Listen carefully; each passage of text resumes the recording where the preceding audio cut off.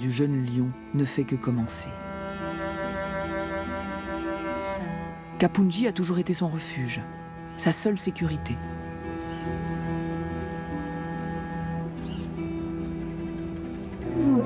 Sa troupe, elle est encore si près qu'il peut la flairer. Elle est passée par là, mais il n'a plus le droit de la suivre.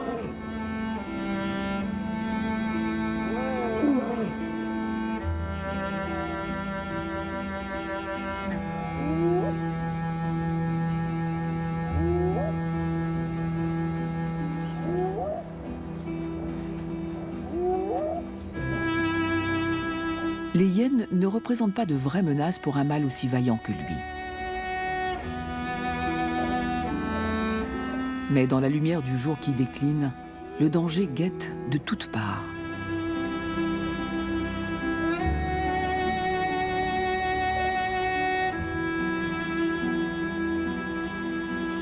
Tout lui paraît étranger, loin du giron de sa troupe.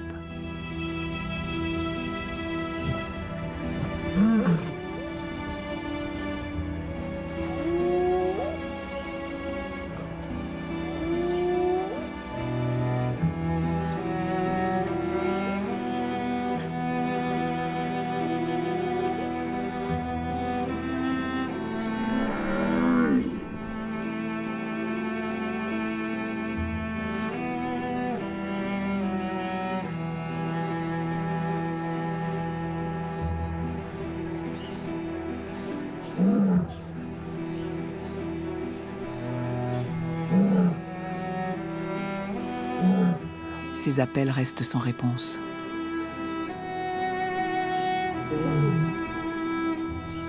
Il passera la nuit tout près de Charognard.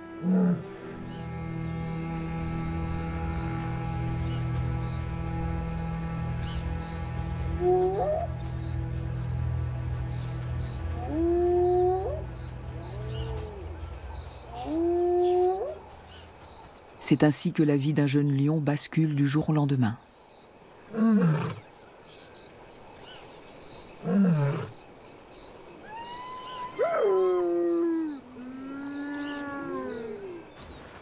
Pour d'autres, en revanche, tout suit son cours habituel.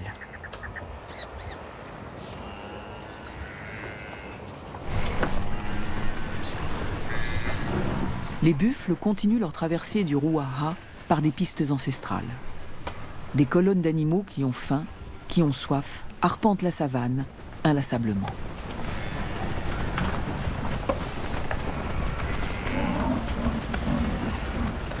Les Nja les suivent pas à pas. Cette troupe nomade hors du commun est menée par des lionnes de caractère. Elles connaissent leurs buffles par cœur. Et elles les considèrent comme leur chasse gardée.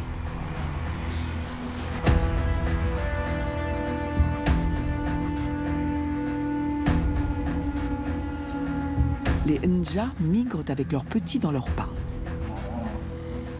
Toujours prêts à bondir, à attaquer.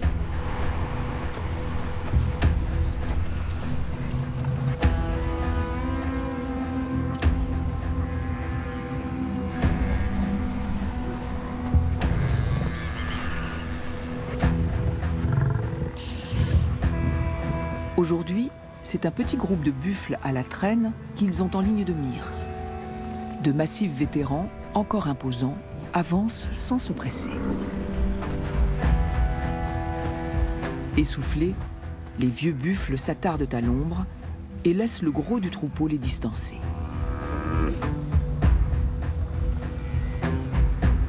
Les lionnes Nja ont déjà pris position.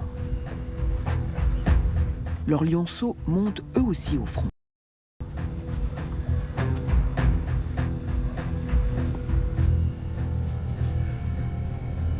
Les vétérans ne s'attendent pas à une attaque, surtout par la chaleur écrasante de la journée.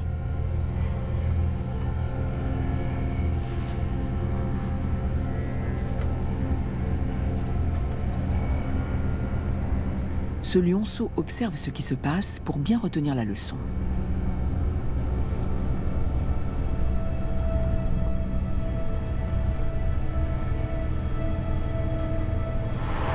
Une lionne s'élance hors de sa cachette. Elle rabat les vieux buffles dans la direction de sa sœur.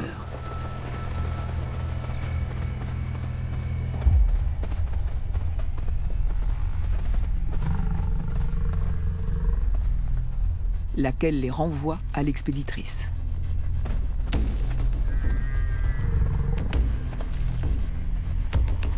Les Nja bannissent toute précipitation. Ils exécutent tranquillement leur plan et se relaient jusqu'à l'épuisement des buffles.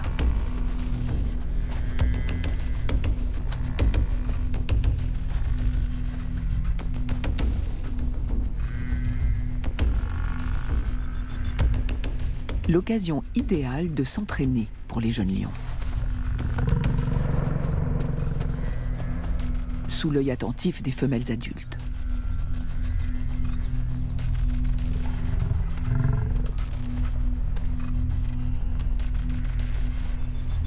La proie des Nja est d'ores et déjà désignée. Dans un troupeau, il y a toujours un individu plus lent, un maillon faible. L'isoler du groupe, le pourchasser et guetter ses premiers signes de faiblesse.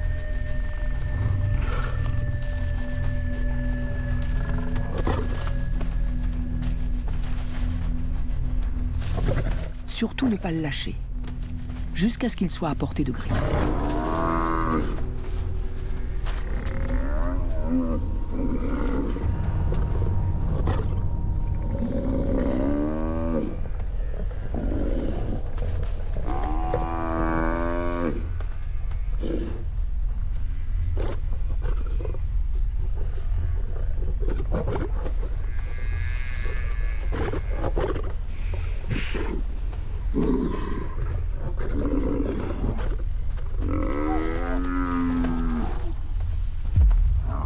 Les Nja sont très efficaces et leurs parties de chasse sont riches en enseignements pour les générations montantes.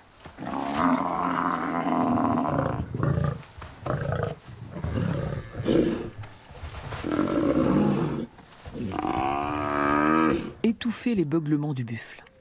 Si des rivaux les entendaient, ils pourraient dérober la proie des lions ou tuer leurs lionceaux. Les plus petits ont la primeur du repas.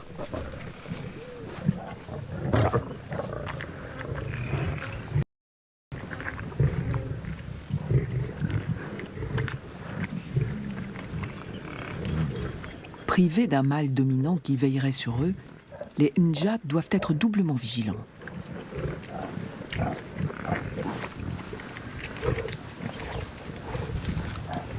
Les étrangers représentent un danger permanent.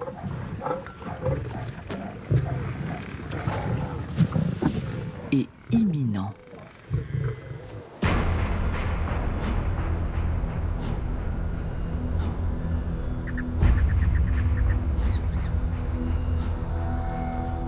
Trois vagabonds, qui sont comme des frères de sang pour le nouveau mâle dominant de Kapunji, se cherchent une troupe.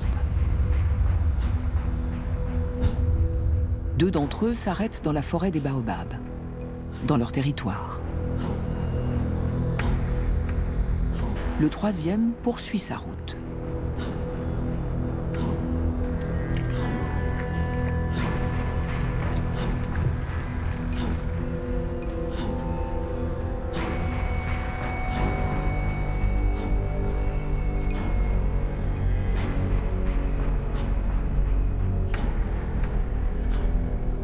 En suivant les buffles, il est sûr de retrouver les siens. Les Nja.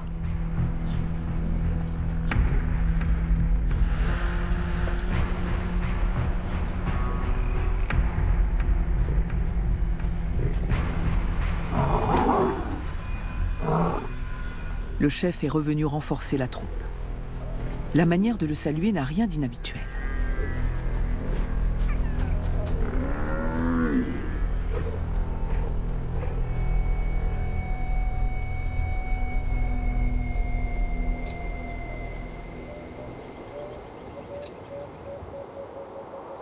Dans la forêt des baobabs, les deux autres vagabonds sont eux aussi à la recherche de leurs lionnes et de leurs lionceaux.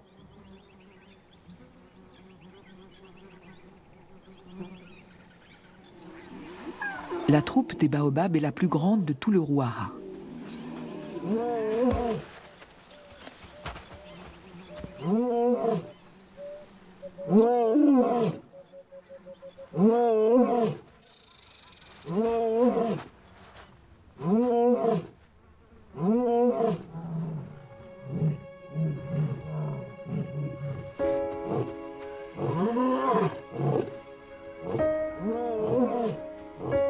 Les appels des lions qui sont de retour troublent ce jeune mâle des baobabs. Il en connaît le sens. Les lions adultes veulent reprendre leur place.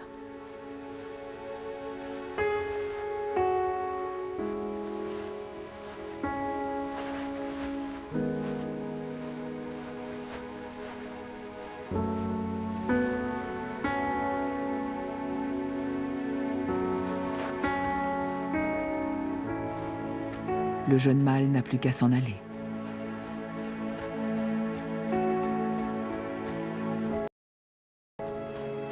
Son départ intervient à un moment délicat.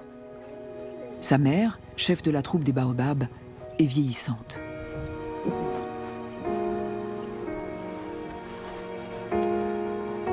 Sa dernière portée aura la vie dure. La fin des lions des baobabs serait-elle déjà programmée?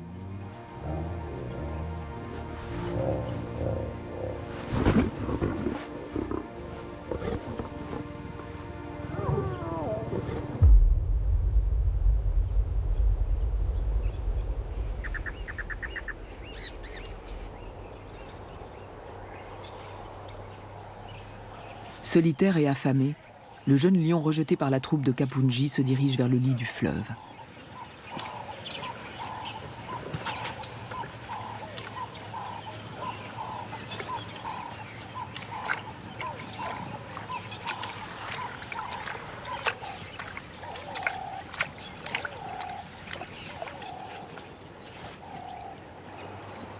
Le monde lui apparaît étrange et hostile, hors de Kapunji. Et en effet, il est dangereux pour un lion solitaire et sans expérience.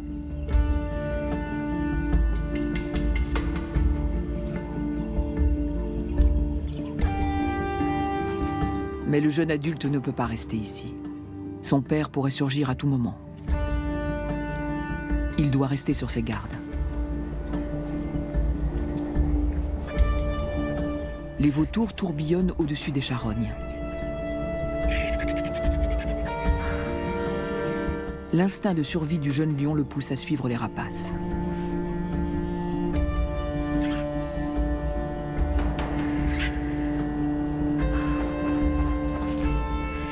Pas de lion à l'horizon. Juste une petite girafe qui vient de mourir, et à ses côtés, sa mère, qui ne veut pas abandonner le cadavre aux charognards.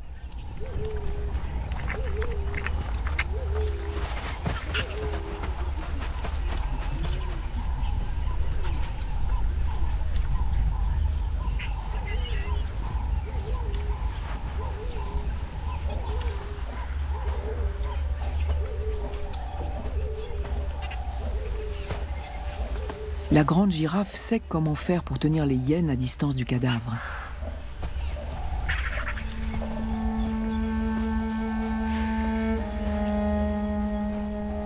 Mais elle ne peut pas se mesurer à un lion affamé.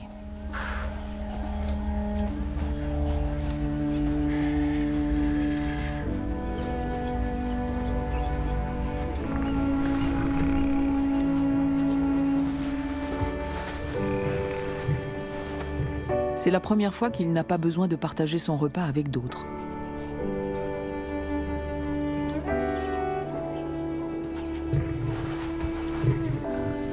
Il dévore la chair fraîche et se repaît dans l'opulence. Un cadeau de Kapunji et une leçon en prime. Prends tout ce qui s'offre à toi.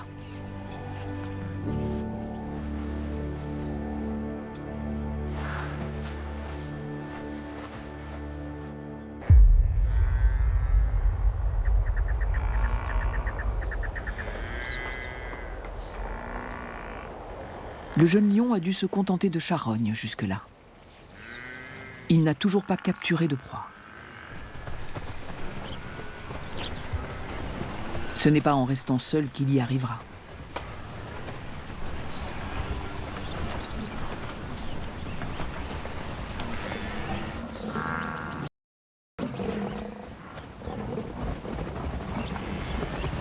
Il découvre un congénère tapi dans les hautes herbes.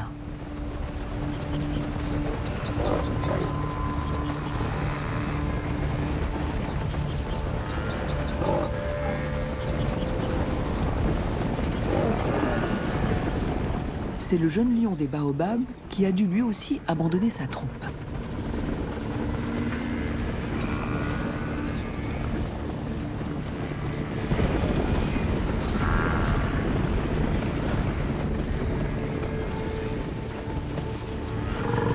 Intrépide ou juste inconscient? Le jeune lion a encore beaucoup à apprendre. Le lion banni de Kapunji doit choisir entre observer passivement la scène ou essayer d'aider l'étranger.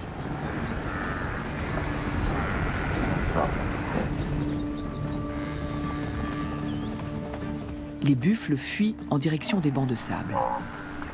C'est une erreur, car dans ce milieu, les lions sont avantagés.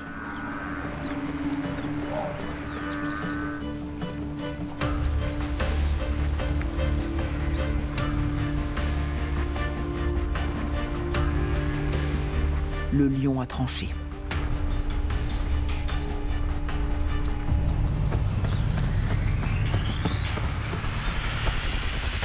Deux fauves libèrent la force juvénile qui sommeillait en eux.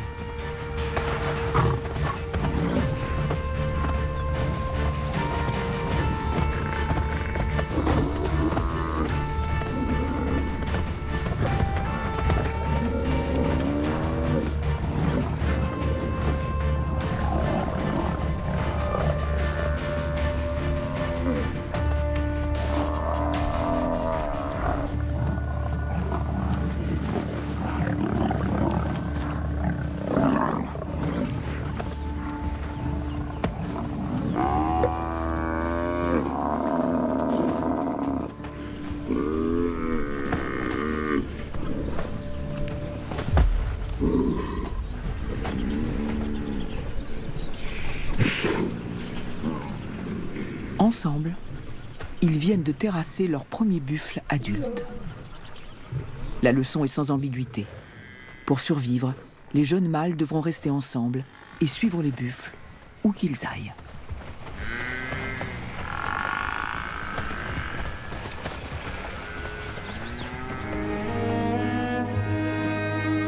Les lions marchent le long des puissants courants du Ruaha.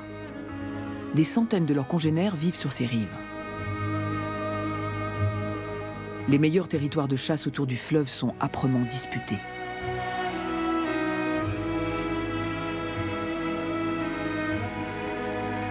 Les deux alliés vont veiller l'un sur l'autre et s'entraider.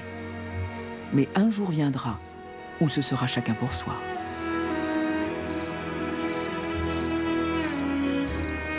Au moment de la première rencontre avec des lionnes en territoire étranger. Pour l'instant, ils ne savent rien de ce qui les attend.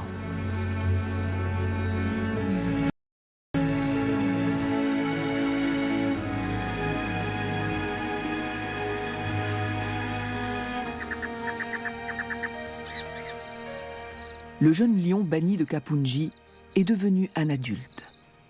Il a fait du chemin, mais il est solitaire.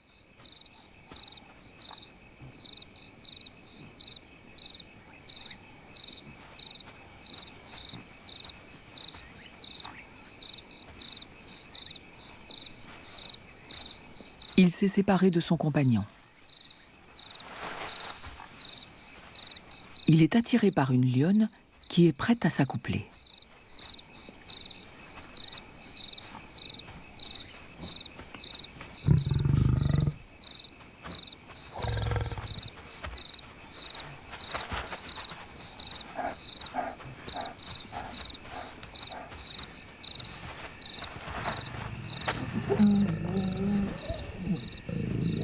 C'est un jeu dangereux.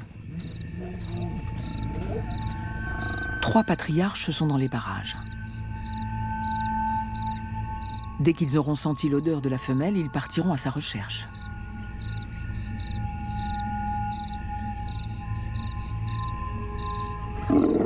Mais c'est lui qu'ils vont trouver, dans leur territoire.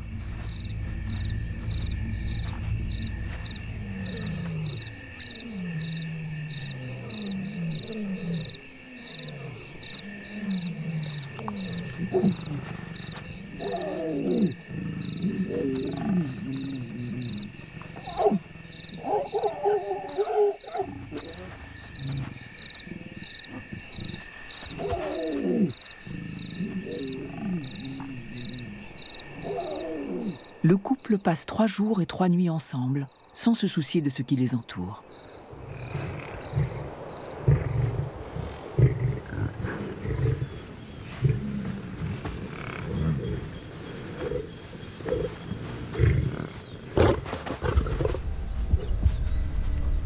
Mais les patriarches sont déjà en route.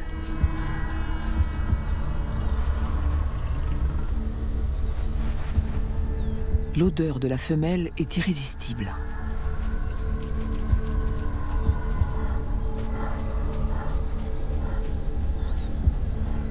Les mâles résidents n'avaient pas remarqué la présence de l'intrus.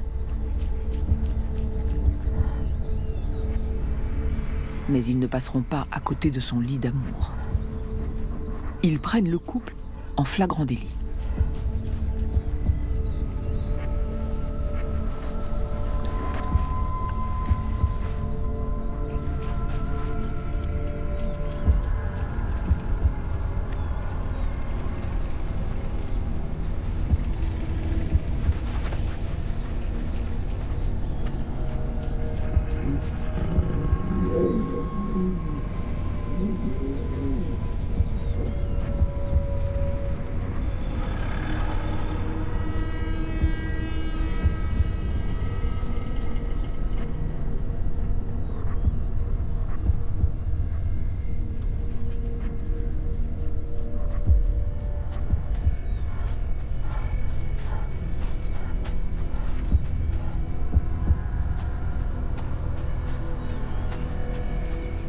La femelle sait très bien ce qui va se passer.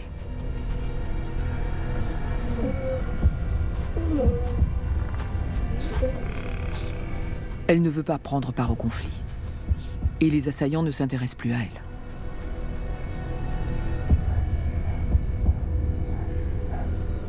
Ils veulent voir le sang couler.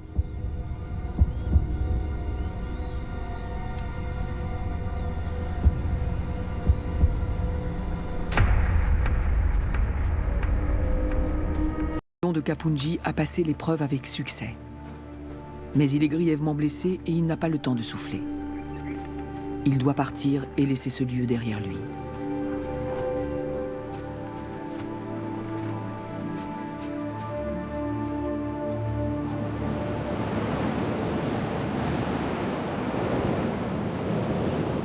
De violentes rafales de vent balayent la saison sèche dans le Ruaha. Il tourbillonne sur la plaine.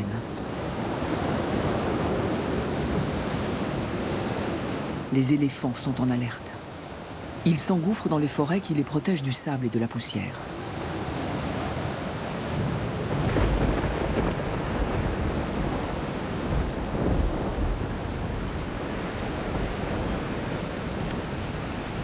La saison des pluies est arrivée.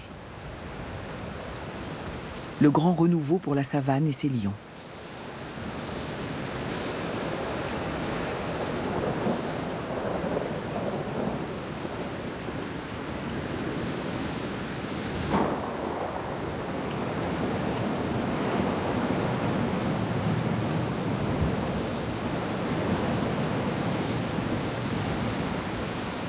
Kapunji n'est plus le centre de toute vie. Les troupes de lions, avec leurs matriarches ou patriarches, et les mâles vagabonds, s'inscrivent tous dans la grande histoire du Ruaha, un territoire préservé au cœur de l'Afrique.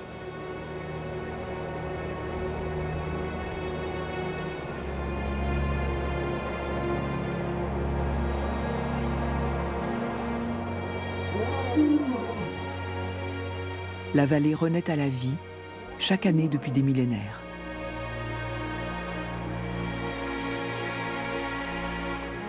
Au gré des saisons.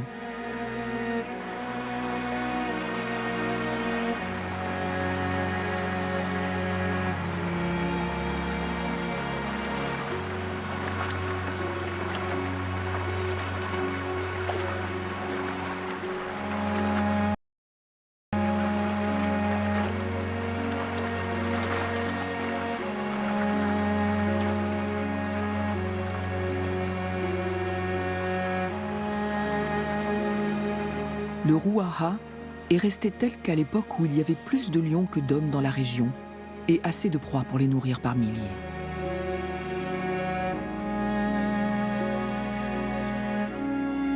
Les lions du Ruaha vivent en liberté. Ils n'ont pas besoin de lutter pour leur territoire comme dans d'autres parties de l'Afrique. Ils vivent côte à côte, car pour la plupart, ils ont des liens de parenté.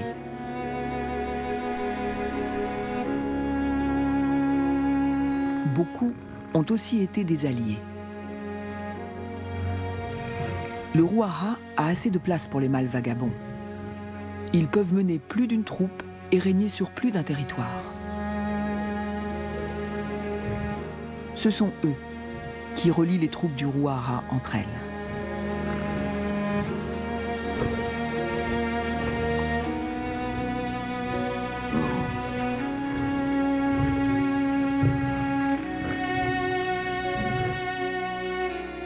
Le Ruaha est un domaine à part où c'est encore la nature qui décide du destin des lions.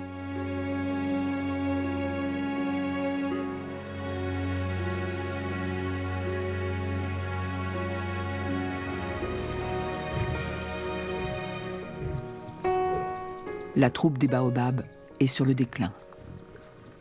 Après avoir été la plus grande troupe de lions du Ruaha, elle est désormais réduite à une peau de chagrin. Les plus jeunes ont quitté la forêt pour fonder leur propre troupe.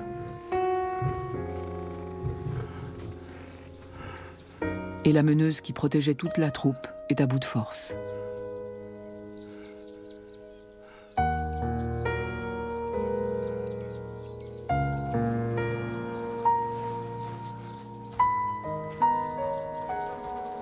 Ses plaies ne se referment pas. Elle est trop faible pour chasser. Elle n'a plus de lait pour son seul lionceau mâle qui a survécu.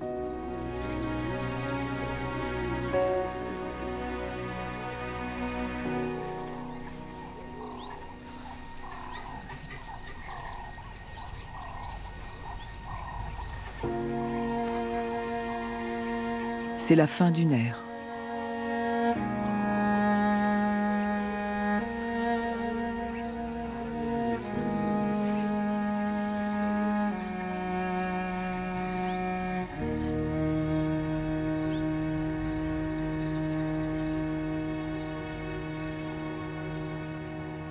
Et un nouveau départ.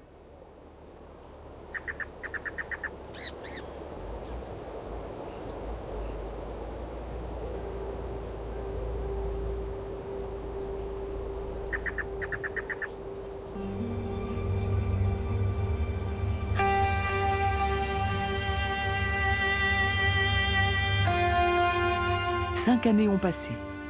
Le lion de Kapunji, qui avait été rejeté, est de retour sur son territoire natal.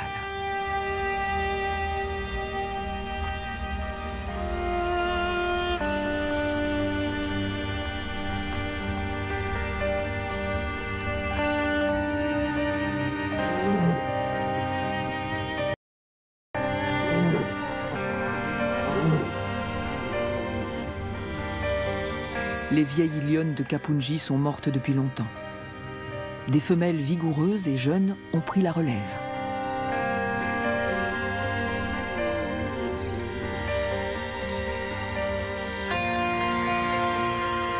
Le lion banni par sa communauté est devenu un adulte dans la force de l'âge. Il a survécu en défiant tous les dangers. Le voici maintenant à la tête de sa propre troupe.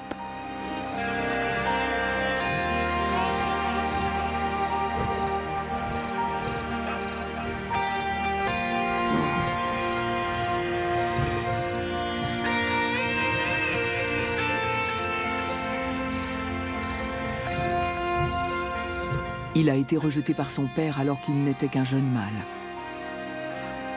Un jour viendra où il infligera le même traitement aux jeunes mâles de Kapunji. Tous ces lions s'inscrivent dans le grand cercle de la vie des chasseurs et des chassés, des vivants et des morts.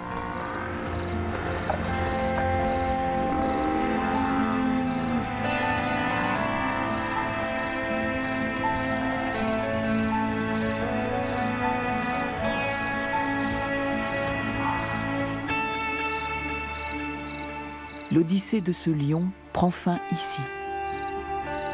Kapunji est aujourd'hui son royaume. Et sa troupe grandit. Elle est en passe de devenir la plus grande de tout le Rohirrim, la vallée qui, depuis toujours, est régie par la loi des lions.